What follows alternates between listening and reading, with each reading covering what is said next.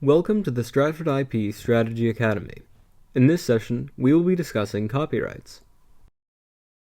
Copyright is a type of intellectual property that is primarily used to safeguard artistic and literary works from being replicated. Some examples of things that can be covered by copyright protection are architectural drawings, sound recordings, any audiovisual work such as motion pictures, sculptural works, choreographic works, paintings and photography, any dramatic and musical work and its accompanying music, literary work, software, datasheets, web page content, and designs. Though it varies by country and exception, the standard minimum duration for copyright protection lasts for the life of the author plus an additional 50 years. Copyright is infringed if someone uses all or a substantial part of your work without your permission or providing proper credit. Ultimately, it is left up to a court of law to decide whether the second work is substantially the same as the original or not.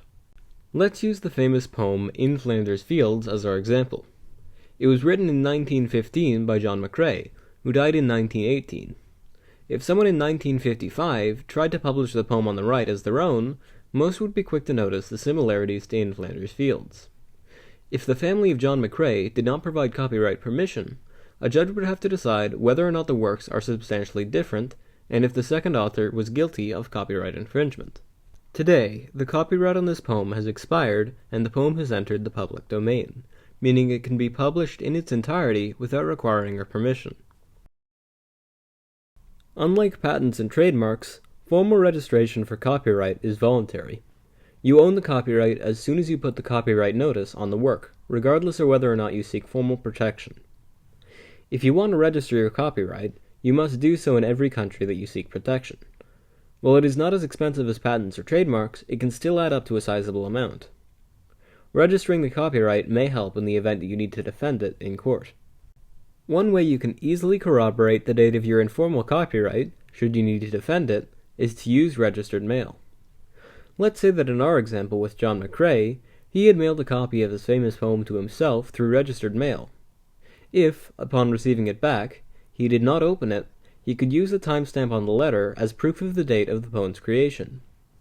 If one day he needed to assert his copyright for the poem, he would have brought the unopened envelope to a judge, and the timestamp along with the contents of the envelope would have been used to determine whether there had been an infringement. If you make any substantial change to your work, then the previous rights will not cover it. So, if Mr. McCrae had made any major edits to his poem, he would have needed to send an updated letter to himself to maintain his copyright. In order to use copyrighted material, you need explicit permission from the owner. For example, the mark on the bottom of this slide indicates that this presentation is copyrighted to Stratford Group. If you want to use any or all of it, you must get explicit approval from us to do so. Some people can and do charge fees before granting permission to others to use their copyrighted material. In an effort to simplify content sharing and expand access to creative works, an initiative known as Creative Commons began in 2001, in which a new type of copyright can be used to indicate permissions for copying and distributing the work. It is a pre-approved copyright consent that authors can place on their work, covering 4 rights that they may waive or reserve. These rights are attribution. Does the author want credit for their ownership of the work? Non-commercial. Does the author allow those using the work to make money? Non-derivative. Does the author allow modifications to the work, or must it remain exactly the same? Share alike. If the author allows the work to be modified, must it use the same type of Creative Commons? So, for example, if we put this notice at the bottom of our slide, that would mean you are allowed to use the slide as long as you give Stratford Group credit if shared, you do not make any money from it, and you include the same Creative Commons license when sharing this work.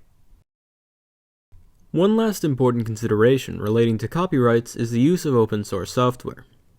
Using open source software brings many business advantages. For example, reduced development time and cost.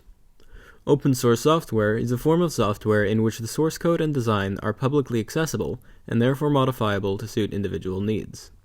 Even so, most open source software communities require you to abide by license terms, each of them being slightly different. It is very important that you keep a log of any and all open source software used in your products, and ensure each license is properly adhered to on an ongoing basis. Otherwise, you're opening yourself up to unnecessary risk down the road, should any problems arise in terms of licensing restrictions and infringement. Without proper documentation, this could have a disastrous effect on your products and company. In summary, copyrights protect artistic and literary works from being replicated. Registration is voluntary, and copyright notices are generally sufficient to claim ownership. Using open source software should be done carefully.